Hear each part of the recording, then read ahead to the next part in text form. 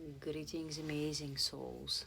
Tonight I will start to calibrate um, the space with a little bit of sound bowl healings or sound bowls, and you'll find out why in a few seconds.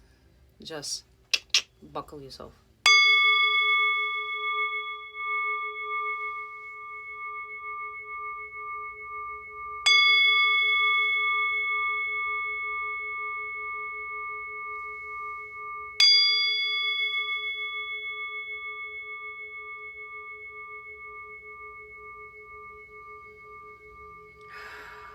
So, this particular one apparently is made in Tibet by the monk, and so that's why it has huge frequency.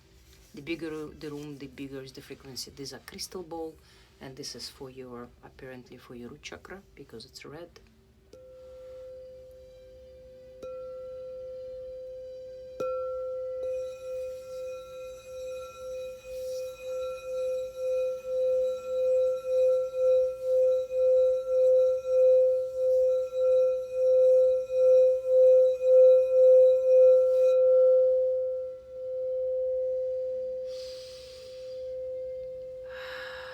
Inhale the frequency, inhale the sound. So this is apparently supposed to be in between your Vishuddha and the third eye, your Ajna. Just enjoy the sound.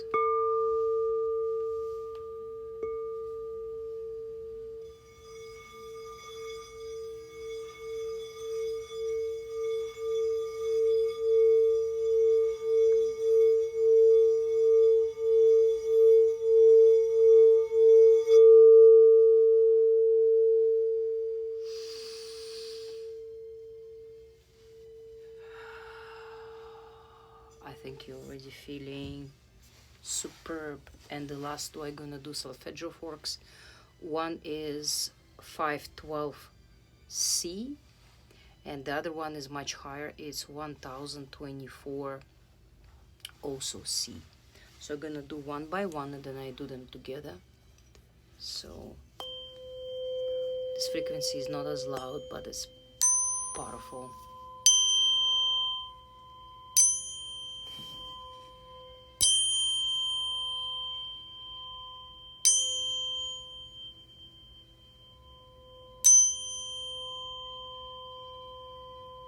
All right, that should be good. Clear the space. So why I started like so is because I want to talk about pets or animal companions. And I'm pretty sure a lot of people who will watch this video, they have pets. I prefer to call them animal companions.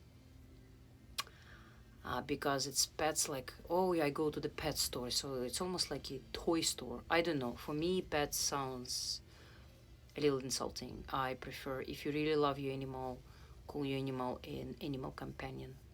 Some people, by the way, and it's true, they compare their animal companions to their family members.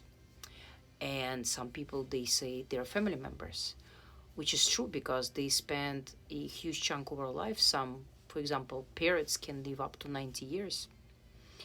And they even have to make a will for those big birds. Dogs and cats also, if in a good condition, in good hands, with good food, they can live up to 15, even 20 years. Back home used to be like that.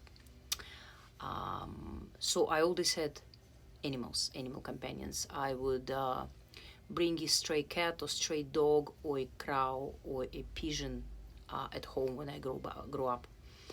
And my mom was always very mad. She would say, either me or your animals. Live where you found it. So when I grew up, I realized that now I'm big and I can have as many animals as I as I can possibly have, as long as I can feed them and provide them medical care if they need to, vet care and all that stuff. So here we're coming closer to the topic, when our animals getting sick, and sometimes they get terminally ill just like humans. So today I happened I watched a short video of one of the he's a guru and a yoga teacher, Kriya Yoga. I think his name is Imram.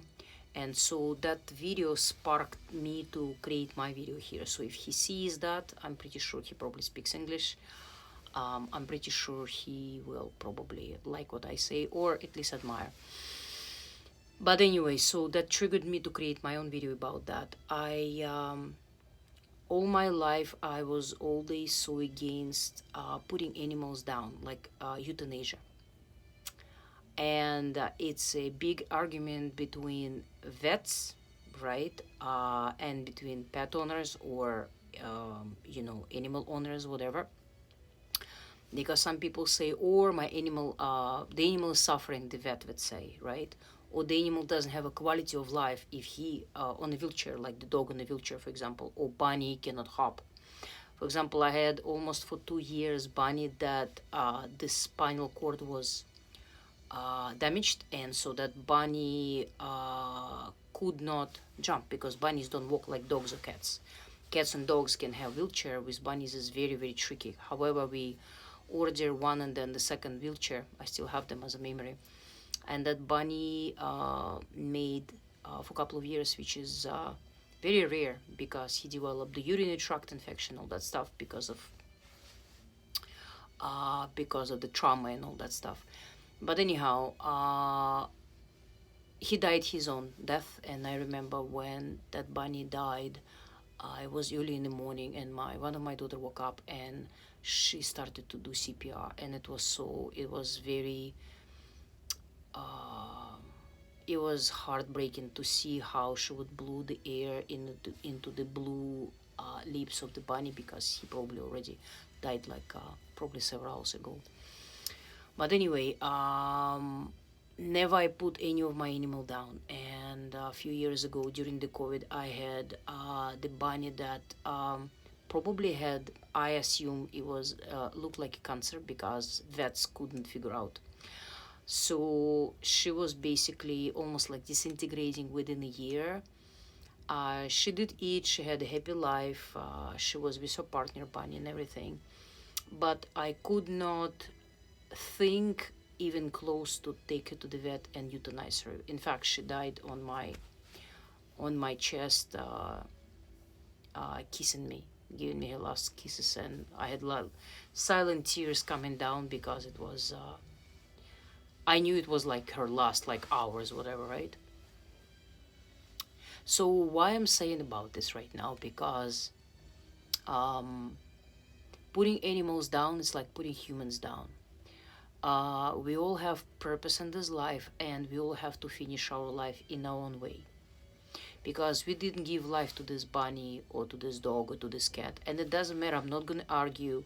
If you're here to argue and send me some whatever messages arguing, please don't do that. I will right away block and delete. I don't need that. As a soul, as a consciousness, we come in here, it doesn't matter, in the bunny's body, in the dog's body, in the snake body, in whatever body, we come into experience. And if our experience need to experience like cancer or heart attack or broken bones because of the car accident, this is the experience of that soul.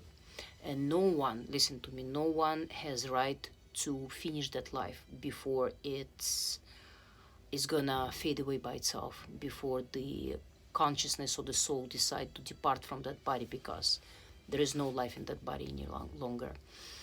So contemplate on that. I know in Europe for a long time already, in Holland for sure, they euthanize people already, right? If they're like seniors or they have terminal illness. And if you're okay with that, that's your choice. Just, I'm not here to argue. I'm here to make a point that every consciousness, every soul that came here came for experience. Remember, no one has a right to shorten that experience. No vet, no pet owner, no animal companion person. So take it or leave it, but this is my message for all the animal lovers, okay? Thank you. Om Shanti, Shanti, Shanti. With love.